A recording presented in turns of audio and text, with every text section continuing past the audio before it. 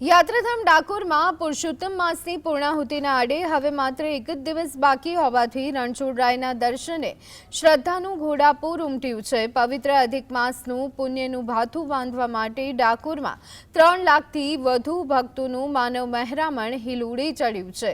રવિવારે 43 ડિગ્રી જેટલી કાળઝાળ ગરમી હોવા છતાં ભક્તોની આસ્થા તે અડીખમ જોવા મળી।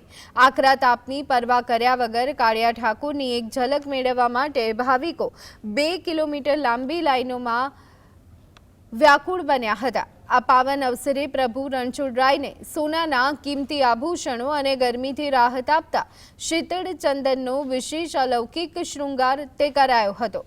સમગ્ર ડાકોર નગર આજે ભક્તિ, આસ્થા અને જય રણછોડના નારાઓથી ગુંજી ઉઠ્યું છે।